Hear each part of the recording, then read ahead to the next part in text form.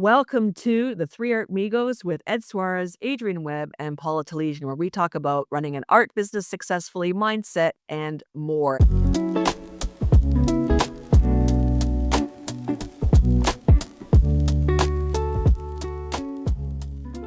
This is our episode 2 of our podcast. Hi, guys. Hello.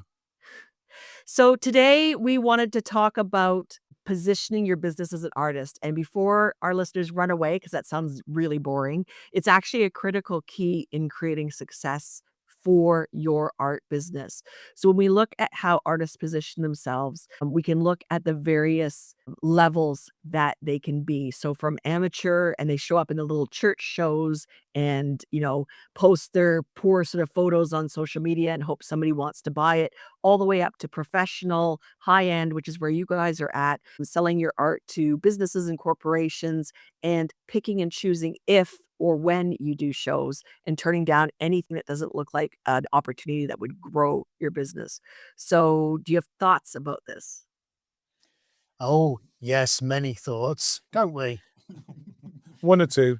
One or two. I want to pick up on what you said about shows, because I think if you were to cast this question out to 8 billion people on the planet, they might associate artists with having exhibitions or having shows, whether that be with other people, whether that be on their own. But I think it's a fair assumption to make that many artists tend to have shows or require shows or feel that they need shows and exhibitions to communicate their work out to an audience that they hope is ultimately going to buy it or respond to it. We have never done that, and we've never, go back into that word positioning, positioned ourselves in that bracket, for want of a better term to use. And that was very consciously decided right from day one. And there is a story which goes with that, which I'm sure Ada will tell you about. Applying for the Royal Academy Summer Exhibition. There you go. It's one of the few exhibitions that I wanted to be part of right at the very start of the art career. But I'll let him tell that story in a second. But even after that experience, and I can tell you it was quite an experience, we decided long before that we were never going to go anywhere near any gallery shows, joint shows with other people, that kind of thing, simply for the reason that we thought that we would never need it. We've got this wonderful thing called the internet, and I was really working hard at understanding how websites could be built, how they could appear to people who were searching in search engines, etc., etc. So we were of the opinion, why would you even need to bother?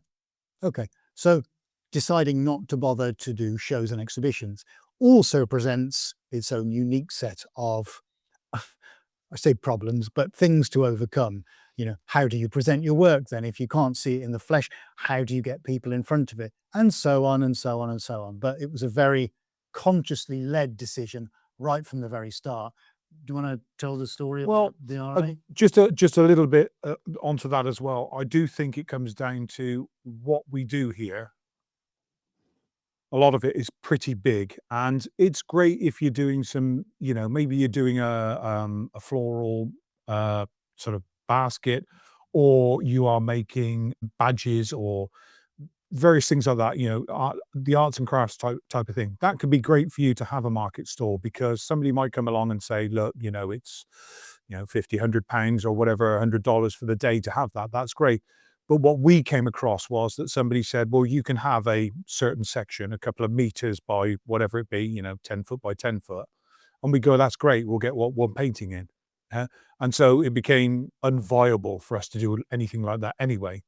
But then we came across, what most galleries do and what that is. But the story of London is that Ed created a piece called Samson. Big piece. It was very striking, very moody, and he wasn't sure about it. And I said, no, it's brilliant. It's incredible. And everybody that he spoke to said, yeah, it is. It's fantastic. So he said, right, that's it. Royal Academy, here I come.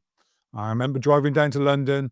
I remember dropping it off and saying, right, there we go. It's gone in there, everything. And he's like, really excited with it and everything else like that. Only to how quick was it? 2 days? Yeah, Something like that? 48 hours later. 48 hours later, no, sorry, nothing, don't want anything to do with it. And then obviously it turns out that the winner was, the proverbial cousin of one of the judges type of thing, somebody that was in with the in crowd. And it just, he came back and he was annoyed and disheartened by it and everything else like that. And at that point, a couple of expletives came out and we said, we'll do it ourselves. So we did. And we took the gallery that we had in Stroud, and from an old sawmill sort of woodworking shop that had resin all over the floor that you used to trip over because it was great big globules of it everywhere, chiseling those things off and getting cut to ribbons with the shards that were flying everywhere, painting the floors, putting up walls, and turning it into our own gallery.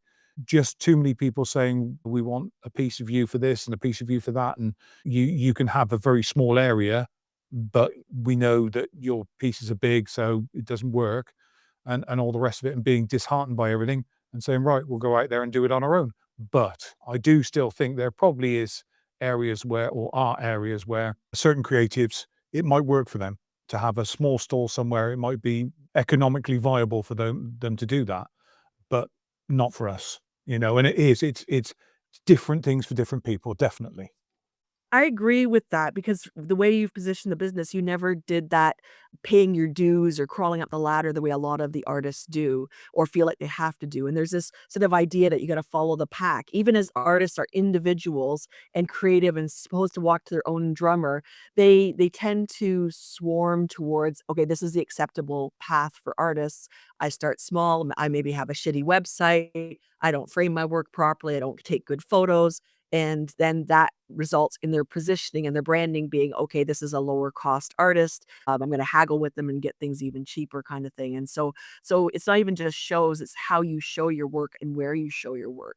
So one of the things that brought up this topic today was one of the artists that I work with found an opportunity to show in a local community for part of an event. I'm not going to give all the details for that because I don't want to get specific, but the event didn't match her position. Her art's expensive, not expensive, it's priced appropriately, it's really, really well made, and the event was unpaid and required a lot of efforting from the artists, and so the artists who show up are not professionals, they're amateurs. So for her to join that group who are not at the same level as her in terms of their pricing, in terms of their quality, in terms of their audience and all of that, it would have hurt her brand. So positioning also means not just the shows you pick, but just ensuring that where you show up with your art and how you show up with your art matters. I've been in my own art career represented by galleries. I've done the show circuit. I've traveled around to show my art in person, everything else. And there comes to a point too when you realize that a lot of factors are out of your hands at these events. You don't know if they're marketed appropriately. You don't know what people are saying. You can't control how much it costs for somebody to come in the door. If they're charging for entry, a lot of art shows do that. And then there's this sort of association. If you're a fantastic artist, I'm not talking ego, I'm just talking realism, right? Anybody who's in the trades knows they're good at putting in toilets or, I don't know, framing houses or whatever. They know they're good or they know their shit, right? Artists should know that as well without the whole I'm better than everybody else. So when you go into an event where you're better or more expensive than 90% of people there, that's not the event for you as well. That affects your branding so that it shows that you don't have the confidence to have your work in places. So it takes a lot of confidence for you, Ed, to say, actually, this is not for me. I'm going to do my own thing and I'm going to present my work in a way that I have more control over. And you didn't, aside from that one little hiccup, you didn't actually go the path that a lot of artists go, which is probably challenging and a bit lonely. I was challenging every day, as the pair of us will testify. Oh, yeah. But there's two other small considerations as well, and that's, as Adie's already mentioned, it's the size of them. You imagine transporting 10 of these out to 7 or 8 shows a year. That's a lot of time, a lot of expense, a lot of energy, and I could be putting that into some other thing. And also, I'm not sure how many people actually think about this, there is a big difference between art that is an impulse buy and art that's a considered buy.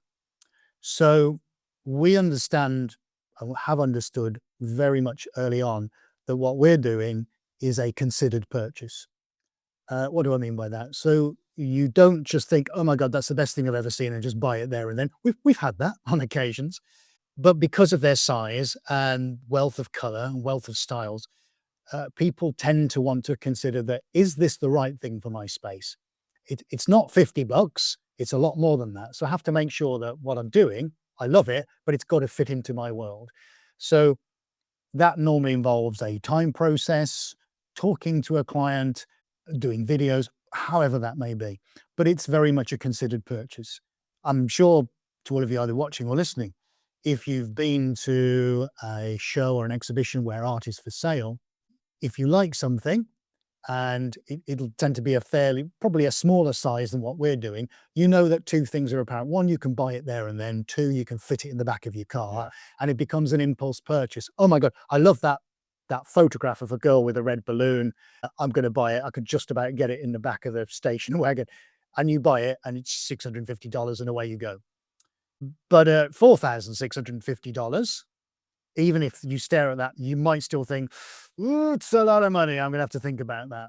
So And also needing to bring the van at the same time, because most people that might go to somewhere like that are probably not driving a van. no, Yeah. that's also very true. Yeah. So again, layering this decision not to do shows and exhibitions, it then becomes a many-fingered beast. There are a lot of reasons attached to the main one as to why it becomes difficult and impractical to do so.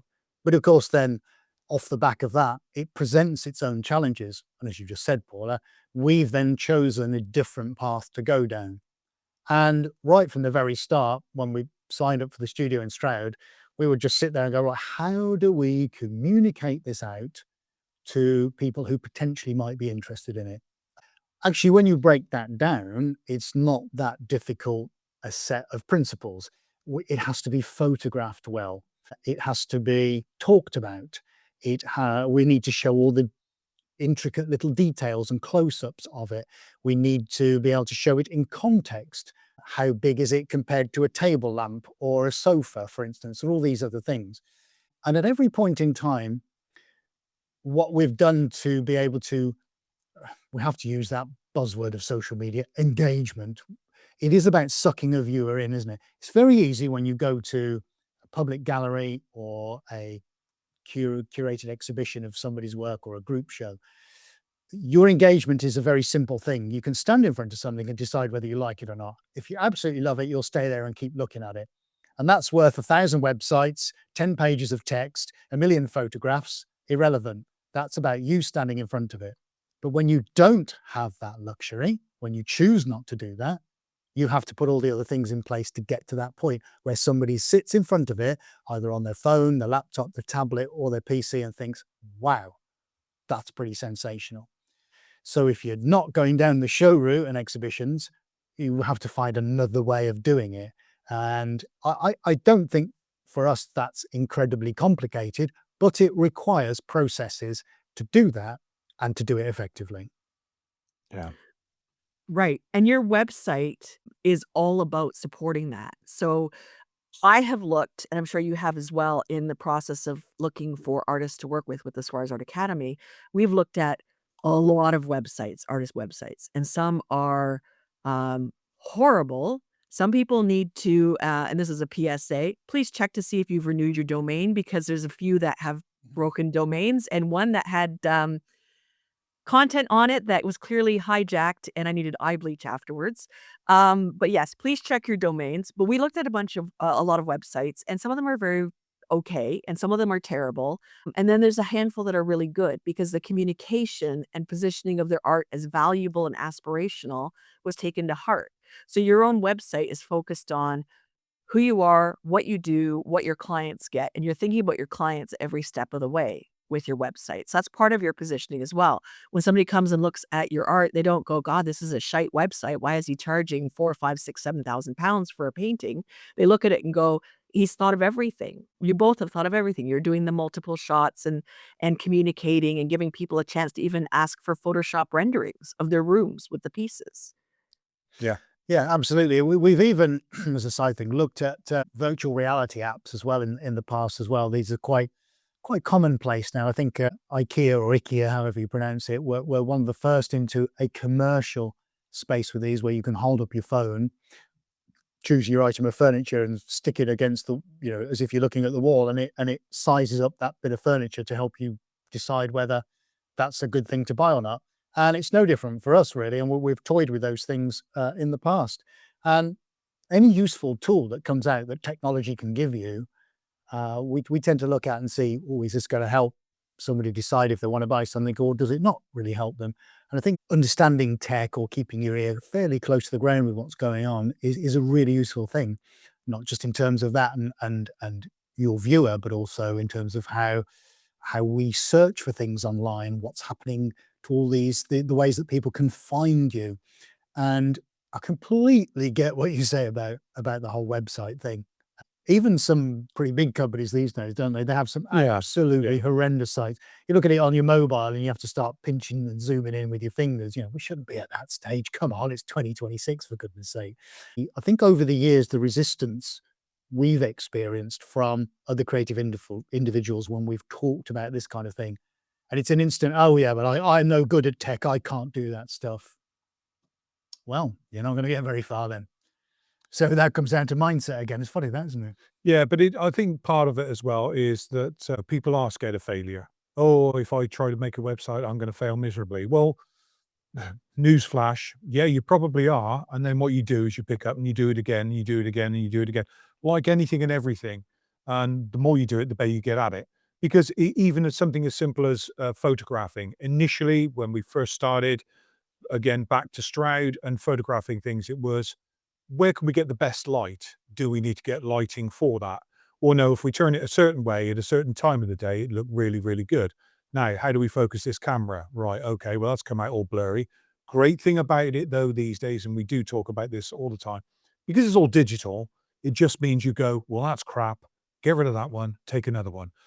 The exposure's crap. Oh well, up the exposure, take another one. And at some point you'll go, oh, that looks pretty good.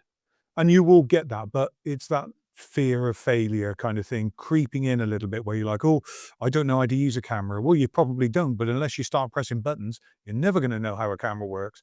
But the second you start pressing the buttons, and it'll be that one, that photograph you get will hook you into doing more. You'll go, "Whoa, that looks amazing." And you'll wanna do it all over again and all over again. And of course, those are the photographs that are gonna sell it to your potential customer, and they're gonna go, "Whoa, that's a photograph." And so it's that kind of thing. The the sort of the 3D rendering type of thing, we saw a big explosion of it, but I'm not sure that's quite as relevant these days. And it is, sometimes it's better quite literally to send them a video of something. "Hey, you're interested in this? No problem. I'll send you out a video. I'll give you a quick 20-second video all around it." And that can do wonders. And everybody knows how to literally pick your phone up and go like that. It might be a little bit jerky and all the rest of it, but your customer's probably gonna go, "Oh, appreciate that." So we've always known from the start that things like photoshopping it onto a wall, it gives people an idea as well, size-wise, because this other thing about somebody goes, "Oh, I didn't realize it was that big," or I didn't think it was quite as small as it is." That perspective, and but that rolls back to, again, having something like Ed said, having a sofa or chairs, table, something to relate to what it is. And it's all these kind of things. And again, like Paula was saying, you put all those little things together, and then your client, your customer says, "Wow, they thought of everything." Yeah, and context matters in everything when it comes to photographing your art. Context matters for sure.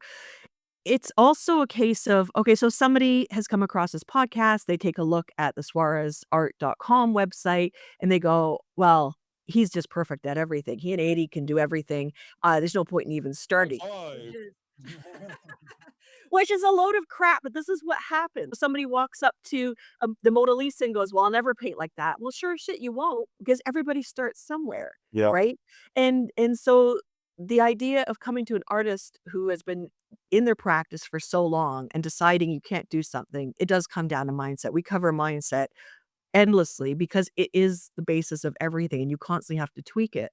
So looking at Ed's website should be an inspiration rather than decide to give up right now.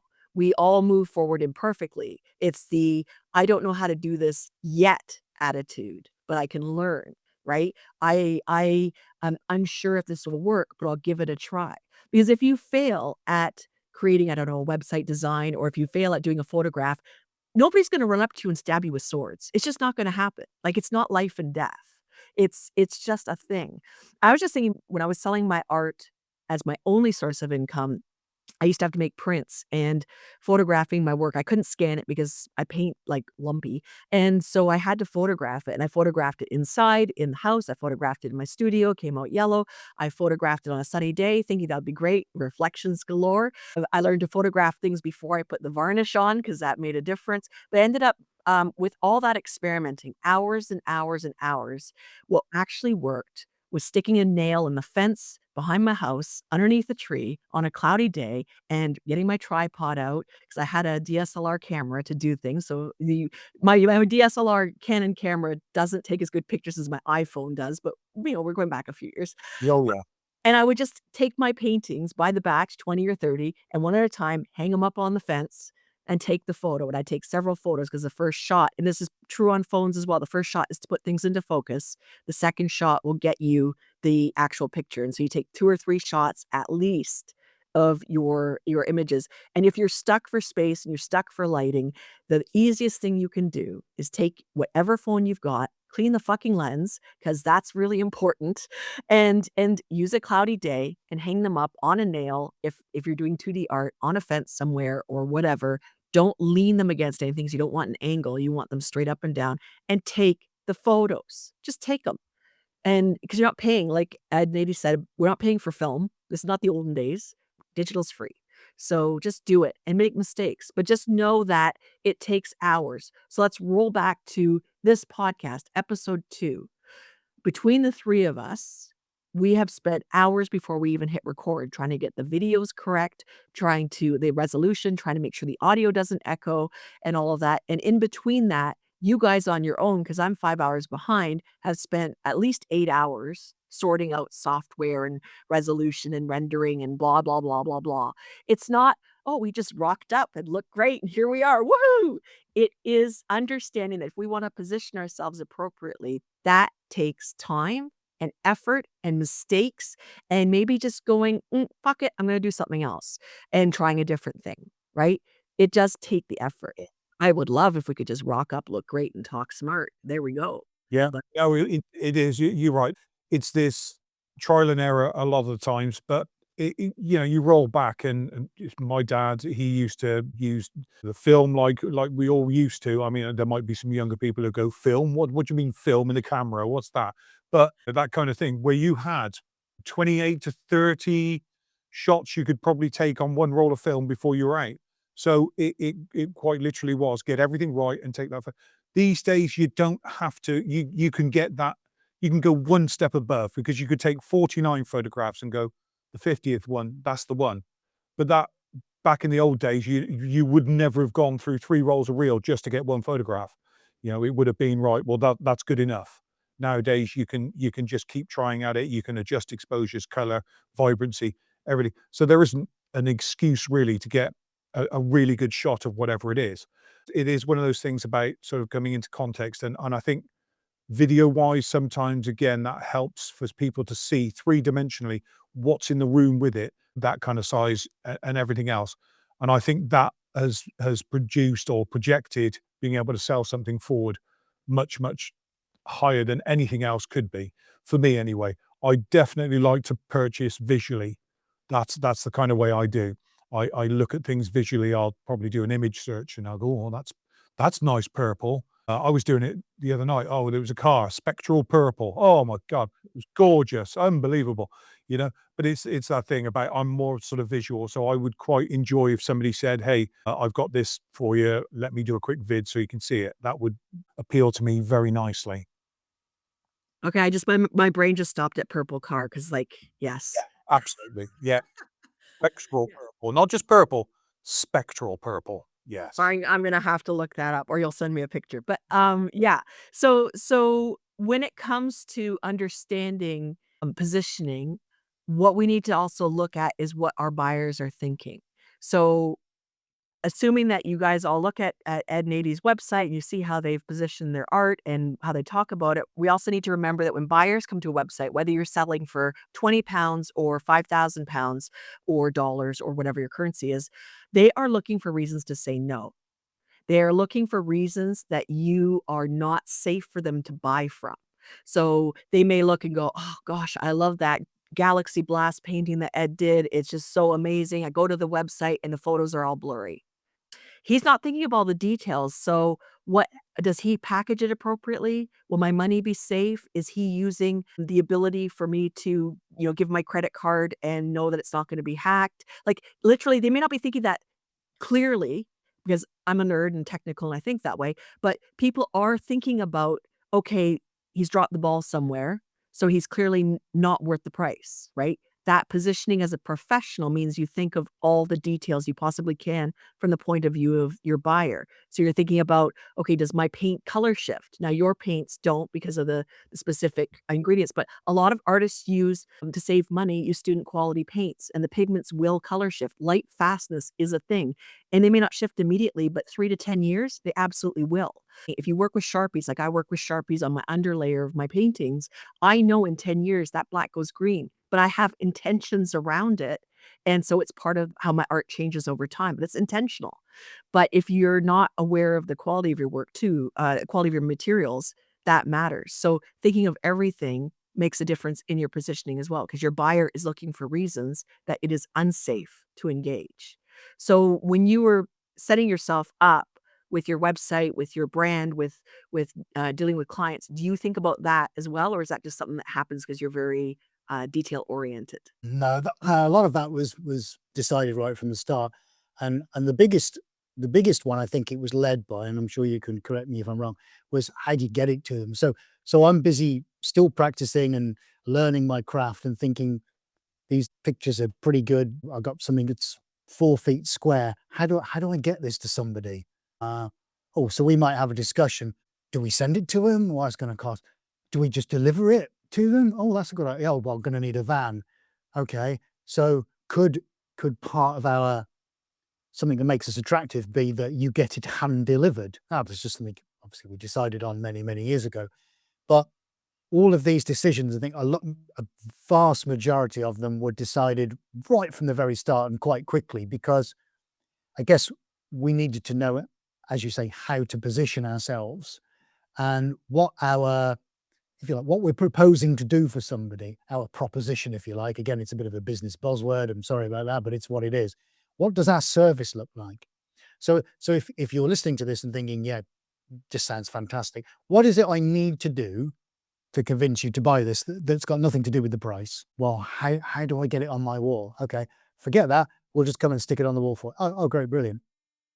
So do we hang it for him or do they hang it? Okay, so we'll hang it as well. So there's another principle. So we'll deliver it and we'll hang it. I'm talking about UK now. Okay, fantastic. That's two things we decided on. So then what else do we decide? Well, we've said we're not doing shows. So we need to have a flipping good website. And that's got to be full of color. It's got to be full of photos. We've got to talk about it religiously. Got to talk all about the materials. Now I know you've just mentioned that, Paula, with the student you said about student quality paints. I didn't know that about marker pens, and that's something I've learned today. But right from the start, and I won't go through the paint journey and why we use enamel paints. That will be for another podcast. So yeah, keep subscribed to the podcast because we'll talk about that in another one. But I know for a fact that using the paints that we do is unique. End of story. Unique means you're the only one. We are the only ones. And it's a unique point about us. It makes us uniquely us. So we eulogize about it. We talk about it at every point in time because they are fundamental to what makes us a little bit different or memorable or something you don't forget when you talk to us about it. They're the crazy dudes that use enamel paints. So instantly we've got another hook. Brilliant. Another reason to keep somebody in front of you and talk to them. And all these tiny little things, right from how does the money get processed? Well, it's cheaper to do instant bank transfers or wire transfers if you're listening to this in the US and other territories than it is to take a credit card payment because you don't get charged 2.1%. So we decided that from the start. We're not going to bother with credit cards. No, forget it. Bank transfer because it's safe bank to bank, traceable, trackable, and reversible. Brilliant. And it doesn't incur any charges to anybody. Now, I get that being not a credit card, it doesn't mean that the person buying it then can't offset their payments. But yeah, sure, we do take those. But that's another thing that was decided upon. So if you're talking about building trust or reasons to stay where you are and consider buying, that's another one. How are you going to handle it? Are you going to run away with my money, boys? Or how safe do I feel with you handling 7,000 quid of my money? That's fine. Relax. We've thought about that. Okay. So that's one less hurdle to get over. But it's quite surprising how many of those small little things, as I said, actually wrap up into quite a big one, because I think we came into this looking at it in the opposite way. So rather than, and I think this is really fundamental, rather than asking what it is that a potential client might run away from, let's look at what hurdles we can remove. So rather than reasons not to buy, let's give them reasons to buy. And although they are actually the same decisions, we've adjusted our thinking and taken the hurdles away, because then that distance between you wanting to buy a painting and us is just fresh air. So all those stop points, when they're gone, it then just comes down to, oh, well, do I want it or not? Everything else is dealt with. So, and I think we probably dealt with most of these very, very early on, which we had to, really, because you can't come straight into doing this without having covered all your bases. And I think the vast majority of which were quite easy to decide. We probably decided that within a couple of hours. Oh, well, we'll deliver it for free. Fine. We'll go and lease a van. We actually bought a van in the end, but we borrowed a rubbish one, didn't we? And I was still borrowing from the company I was working for. I was borrowing it on the weekends on the slide. That was the first one. We're borrowing from there. Yeah. Then it was that we were having to rent a van, and then it was a friend of mine. Was getting rid of his van. It wasn't the greatest, but it was cheap. And the only thing I can say about it was he blew the engine up at some point and he rebuilt the engine. So the engine was great, but the rest of the van was not the best. But it served a purpose. And what did I have to do on a garage forecourt somewhere? I was underneath it. Was just outside Swindon on the 419, and you had to get underneath. I got a photo of it somewhere. Brakes underneath or something, wasn't it? Yeah. Oh, it's the handbrake. Yeah, it was a handbrake bound down. I had to get underneath it. I had to spanners, anything I could find in the van to try and get this thing. And we managed to fix it to carry on, because that was on the way to the job. So it wasn't even like it was on the way back. It was on the way to it. So got that fixed, got the job done, and came back. But one of the things for the hurdles side is that I think we've all had an experience where we've looked at something, gone, oh, I like that. You've read about it and gone, that appeals to me. And then something has stopped you and you've gone, no, I'm not going to buy that. So you take all of those about experiences like that, and then you start to think about, so what would stop somebody? Well, maybe the website is not secure website. So we know HTTPS, secure website, HTTP not, but that S on the end means it's a secure website. Somebody could look up at the corner and go, oh, that's not a secure website. I'm not going to use them. Might be as simple as something like that. It might be that as it gets to the payment method, something happened where you couldn't put in your postcode, or you couldn't write your name, and they go, oh, do you know, this is getting frustrating. I'm not going to buy. So what you try to do is almost go, right, let's test that. Let's see, let's make sure that you can write your name, address, postcode, all the rest of it, telephone number, so on and so forth, into there to purchase. Yes, I can. Nice and easy. On your own sort of website. If you can't, you think, oh shit, we need to be fixing this quick. But there are experiences that I think we've all had where something stopped us from buying. And you put that in your head and think, right, I'll make sure that is not, when my artwork is being sold, that hurdle isn't in the way. And there's one for you for free, quite literally. And then it makes you start to think about, what are other things, you know? A lot of it's information. So when we were running our challenges back in September and November, we were showing how to write sales posts on social media. And a lot of artists do this thing where they just say, here's a photo of my art. They don't say it's for sale, which is very clearly on your website, your stuff is for sale. They don't say what it's about. They don't give a title. Untitled number 9 is not a title, because a title is a chance for somebody to get hooked in. So when we look at your paintings that you've done, Ed, they have titles that are galactic related, or people suggest titles on your lives when which we do this, and you get a whole bunch of suggestions, and they're very dramatic and very a means of somebody wanting to take a second look, right? And so that makes a difference. The artists don't put in a little bit of a description or story to, again, hook somebody in further. Art doesn't speak for itself. It doesn't. Like, you walk in and you could see your art. I've seen your art in person. It's dramatic, it's large, but I wanna know what's going on behind, what the story is. So I have this desire to take that second look. Artists don't put in their mediums. They assume you can tell. Well, acrylic and oils, especially if you use acrylic in a certain way, they look very similar, and the layperson isn't gonna know. So you have to explain, this is watercolor on paper or, acrylic on, I don't know, horse. I don't know, like, it's you have to sort of give that explanation, and finally, for goodness sake, put the dimensions, right, with the units of measurement. So don't tell me it's 16 by 20. Is it 16 by 20 lemurs? Is it 16 by 20 inches? Don't know.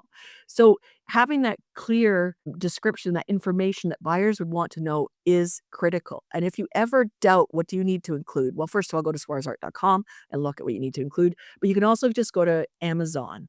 When people are selling stuff, they have the information in the listings. If you go to Facebook Marketplace, so I was looking for a bookshelf because I have a ton of music books that need shelves, and the number of people that I've come across that have just put a photo, a shitty photo, and said, "Shelf for sale," and that's it. Okay, is it brown? Is it black? I don't know. What are the dimensions? I don't know. Do I pick it up? Is it delivery? I don't know. And strangely, lately, I'm coming across a lot of art on Marketplace. If you are putting your art on Facebook Marketplace, please do not. It positions you as a garage sale artist. So that's another PSA for our listeners. People who put their art on Marketplace do not value their art. When you position yourself appropriately, you're telling people to value the work you make because it's valuable. Marketplace is the garage sale. So you wanna make sure that your art is photographed appropriately, that you have all the information, and then you position it and put it in the right places so that people see it as valuable. So what you're saying, Paula, Yeah.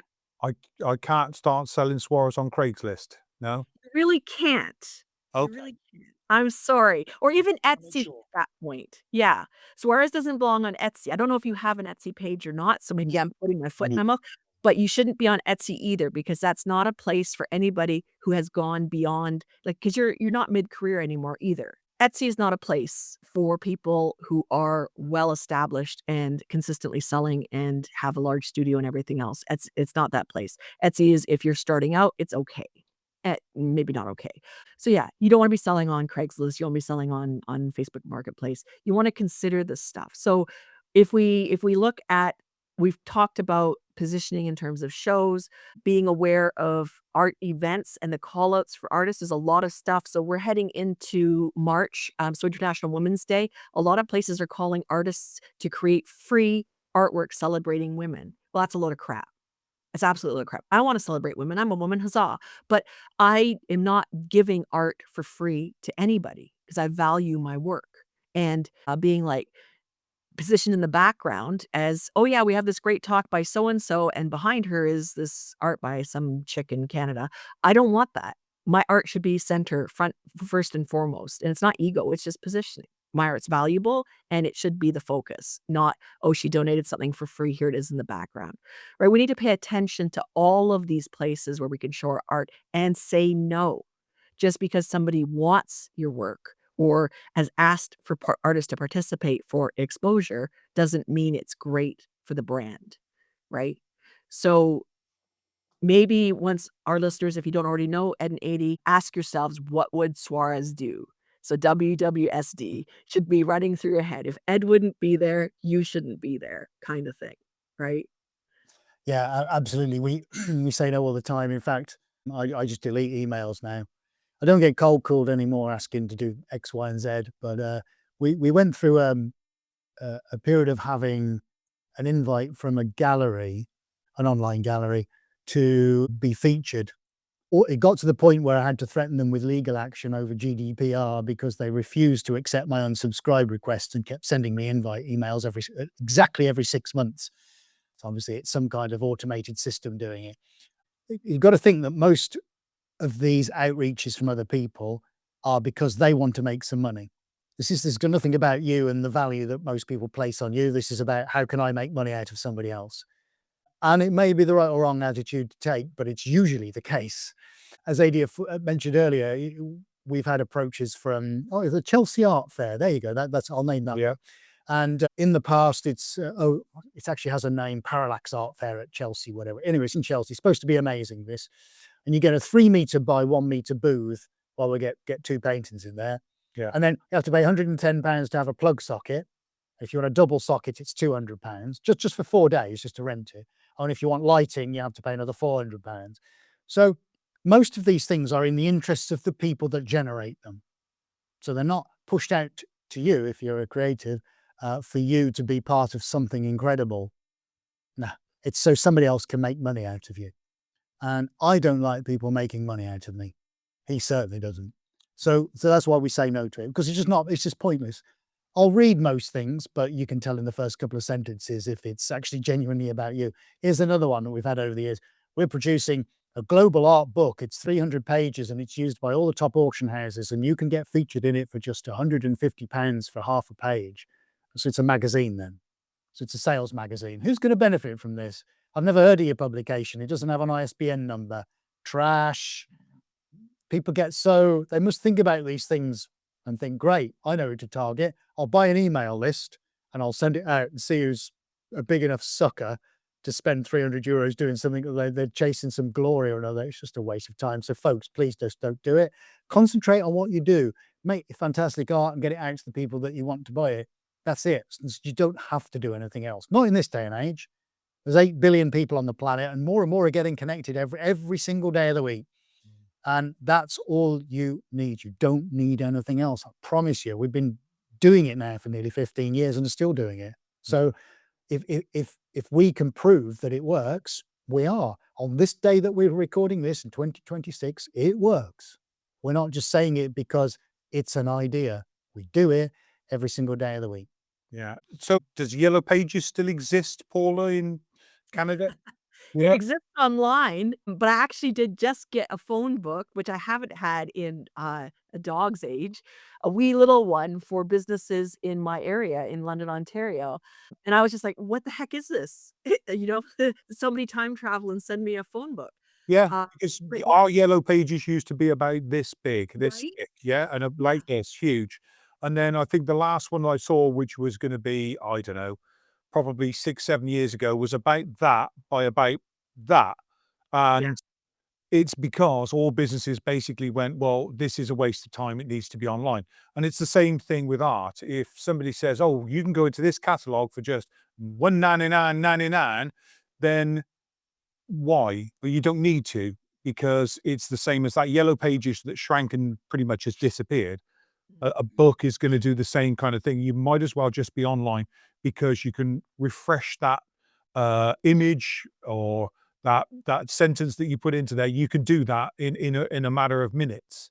You know, you go, oh, I've got a fresh picture. The sun was particularly nice, like you said. The tree was looking really good. That cloud cover was just perfect. So I took another photograph. I'm going to upload that and replace the one that's already there to make it look even nicer. And so you could do that. Whereas if a book's gone out, you're like, damn, well, I can't, there's nothing I can do about it until that gets renewed next year. So they are pretty much pointless. And I'll add to that as well, if I may. So that's just given me two things. And this is about positioning, which is, of course, where we came in, started talking about. Two very quick things. I used to run adverts in an A5 booklet by a company called Fish Media. And you've just reminded me of that. And I signed up for 6 months and it was going around all the posh suburbs of London, Kensington, Chelsea, Hackney, all the up and coming places, where all the trendies and millennials would hang out, with their iPhones and their Hermes bags and whatever trendy people have. And I had full page A5 adverts in these for 6 months. How many inquiries did I get in that 6 months? Let me put you out of your misery. Zero. And the zero out of there because, of course, in amongst all the other adverts were jewelers, artisan bakers, window cleaners. Okay, obviously probably high end because of the places they are. But then it kind of dawned on us very early on, but that's not, you don't position yourself with a window cleaner and a bread maker because that's not what this is. So that's one about positioning. And the other one is context. And I'll sew this little caveat into the listeners' heads. If I bought a burger from McDonald's, I'd expect what? And I'll add a question mark. So just think about that. Think about what McDonald's is. Think about buying a burger from McDonald's. Now, take the same burger, put it in a gold foil wrapper, and walk into Harrods, go up to the 7th floor into their restaurant and ask for a hamburger. They probably don't sell them, but that's the principle. And it'll be 5 times the price. It's the same burger, 5 times the price because you bought it from Harrods. So think about all those images. If you're not in the UK, never visited Harrods. I've been in there once in my life. Now I'm going there again because I can't afford to buy anything. But Christmas pudding. That's a good Christmas idea. pudding, yeah. Yeah. So think about Harrods and how that makes you feel. Just stop for a second. Or Rolls-Royce. There's another good one. I'm sure everybody's heard Rolls-Royce motor cars. Think about Rolls-Royce. Think about being sat in the back of a Rolls-Royce and the smell and how quiet and the luxury. Now think about being in a McDonald's restaurant at 11 o'clock on a Saturday night. So these make you feel a certain way, or they produce feelings and thoughts in your head about how you feel about Harrods, Rolls-Royce, and McDonald's. Now, theoretically, they could all end up offering a similar kind of product, but how you feel about that, how you perceive them, and how that makes you feel in terms of the price that you're paying is all relevant to each individual brand name. And when we talk about how you position yourself and the context you put yourself in, think about what the big brand names do, what they represent, how they make you feel. And ultimately, I think so much of the success that we have had is because we have created a certain feeling about what Suarez art is. So that when you talk to us, see a painting, look at a social media post, read a news article, or visit the site, watch a video, you come away with a feeling that you don't really have to think about. It just goes into your subconscious like so much of the world does these days, about what we are, how we do it, and what you get out of it at the other end. And I think every artist should be very, very considerate and mindful about what that feeling is that they present. Whether it's just themselves, whether they go behind a pseudonym like I do, all of that stuff, it is all relevant. So we can all be John Smith watercolors if that's what we want to do, of course. But every single part of who John Smith watercolors is should be considered. What color do I feel like? Even John's website might be all sort of pastel greens. Brilliant, fantastic. And that instantly makes me feel a certain way about what I'm going to expect from John Smith watercolors as an entity, as a complete thing. We've done it in a particular way because that's how we choose to do it. So there's a really, I hope, a good takeaway for anybody listening to this who might be turning on what do I do next? How do I progress? And this is all the kind of stuff that we talk about in the academy.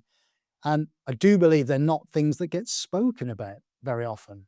And we can all talk corporate speak about branding and this and that and the other, blah, blah, blah. It's all just words. But ultimately, every time you interact with a company or a brand, whether it's the guy washing out your guttering or whether you're going to go and buy a suit or you are about to go to your local grocery store, everything has a way that it makes you feel. And that is positioning to me. I'm happy in whatever comments you want to leave for you to argue against that. But to me, that's how that feels. Whether you want to engage with that or not ultimately comes down to you. And that's a decision you own all throughout your life. But everything has a way it makes you feel. When you position yourself appropriately, you need to embrace your mindset. You need to embrace that you are good enough because as you were talking it, I was thinking about Okay, people are gonna be like, "That's all well and good, but you're confident. Your work is good, you know what's good, everything is good." But a lot of artists are going, "Am I good enough? Is my work good enough? Who do I think I am to have a great website? Who do I think I am to put all this information on and be bold and brave and all of that?" That stops a lot of artists. The number of artists I've talked to who've said, "I don't even know if I should show my work." And then I see it and it's freaking Picasso type, really great quality, and they're afraid to show up. Mindset is at the baseline of positioning, and we constantly return back to it. Sometimes you have to play a role. So what I mean by that is pretend that you're already there if you don't feel it already. Pretend you're already an acclaimed artist if you don't feel like it already.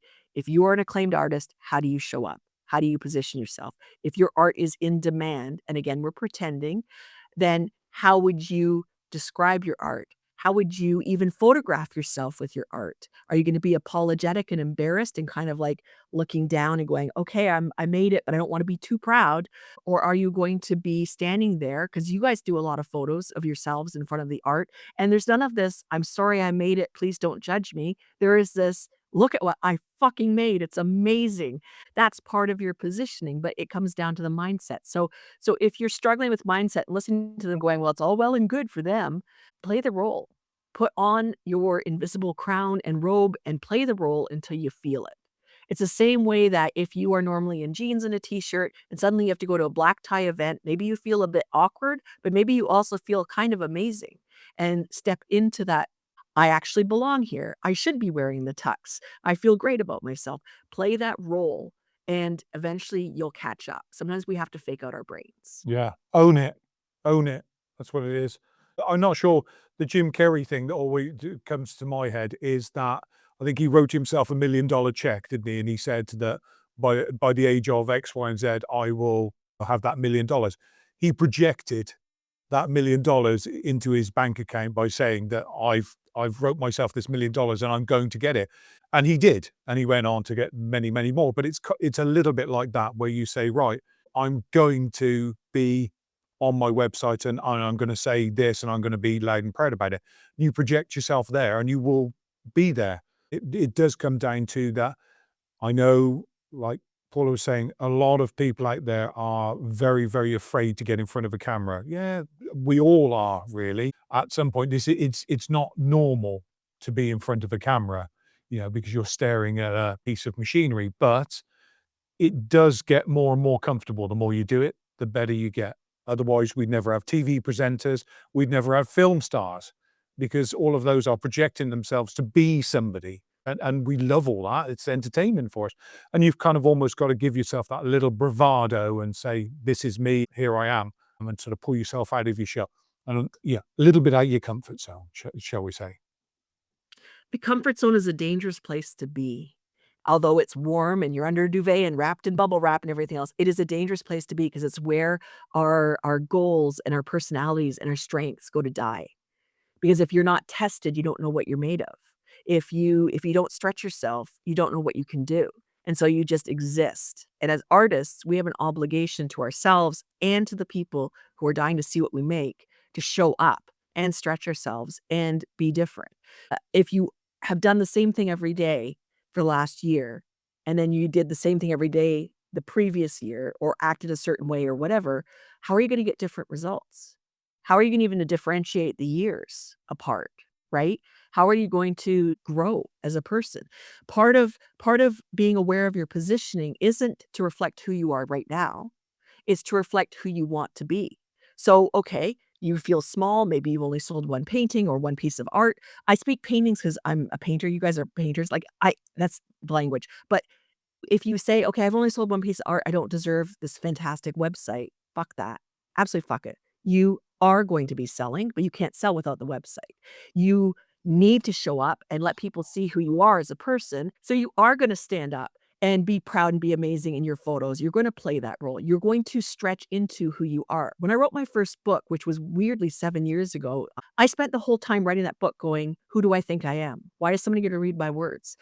What kind of ego do I have that I could consider that my thoughts should be in a book?"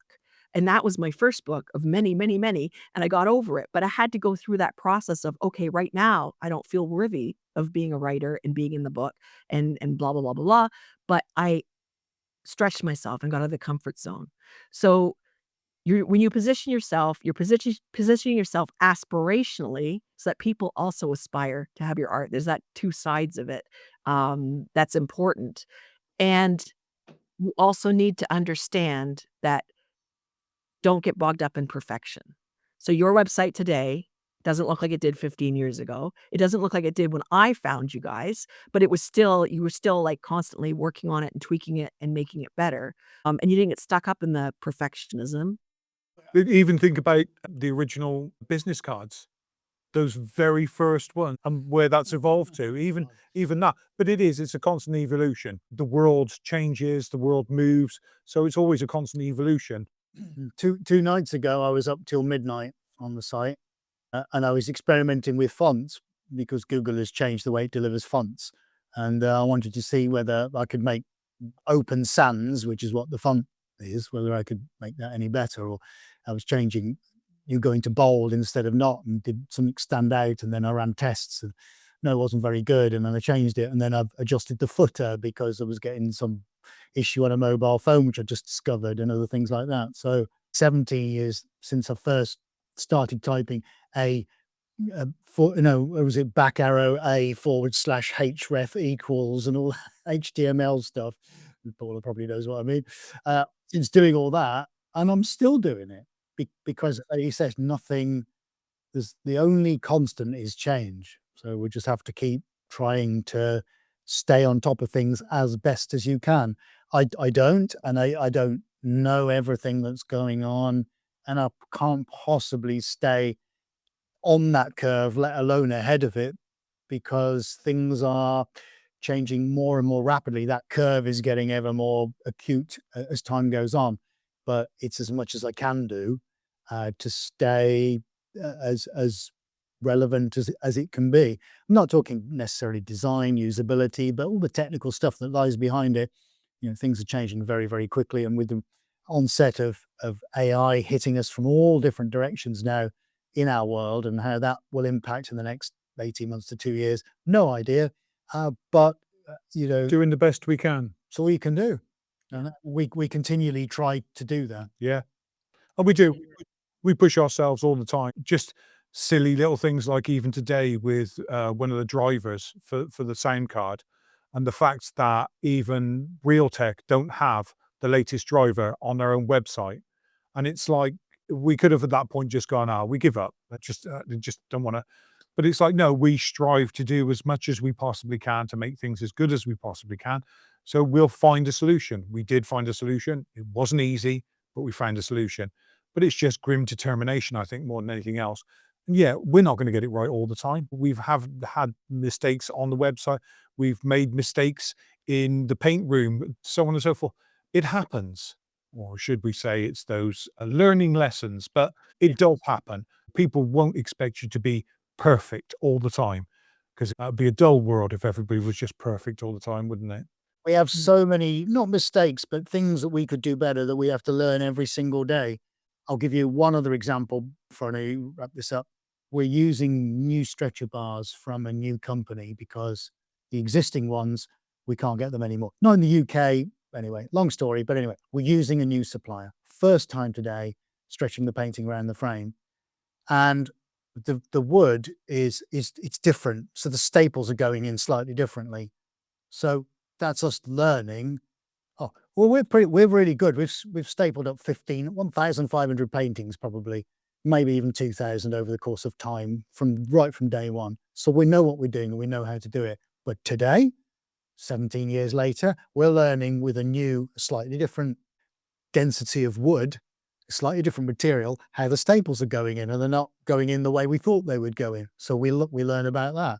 So you times that 5, 6 days a week. It's surprising just in a week what we're learning, and we think And we've learned a lot Yeah. already, but we're still doing it Adapting. every day. It's always changing every day. If you can't adapt, as you're right, that's when things become a problem. So as long as you can continue asking yourself, all right, I need to sort this out. Oh, that's happened. What do I do here?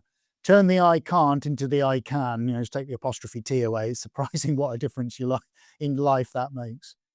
Yeah, and deciding that you're worth it, that even if you feel like right now you're a newbie and who do you think you are kind of attitude, work on the mindset so that you can position your art and overcome obstacles and stretch yourself out of your comfort zone and do the things that you need to do to sell your art. It's not going to be all creating paintings or sculptures or whatever, and everybody's going to fall in love. It's a constant thing of what do I need to do to get in front of more people? How do I make people discover me? And how do I ensure that when they look at my work, they feel like it is worth the price I am asking, and I'm not pricing as affordable or underpricing to try to get people in because price doesn't matter. It's positioning. So that I think has covered everything, the gamut of positioning, of mindset. So we talked websites, we talked about shows, we talked about removing barriers, what our buyers are thinking, and getting outside of our comfort zone. Is there anything else you want to add before we wrap things up? Now, only that the noobs out there, we've been there. Everybody's been there. And again, you got to start somewhere. So don't forget when you're thinking about that, thinking, well, I'm just, I don't know because I'm new to all this, that, and the other. Yeah, we were all there. So don't worry about it. And we're here. So, there is a progression and you can make it. There's a saying, and I'll say it in one sentence. In my martial arts academy, the only difference between student and master is time. That's a great way to end this.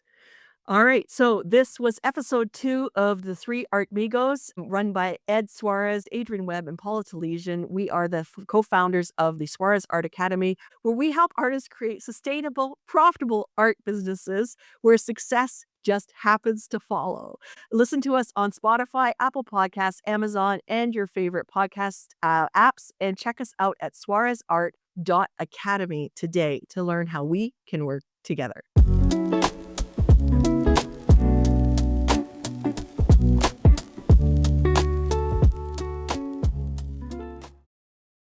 We are the co-founders of the Suarez Art Academy, where we help artists create successful, sustainable. Let me do that again. Where we help artists create That's easy for you to say. Is that what was the fun with Dick and Jane? Was it statistics? Oh God. Yeah. Okay, let me try this again. You got to leave Where this in we the edit. Leave it in the edit. You must, because this is the best bit. we'll put bloopers in. That's great. Where where we help artists create I can't do it.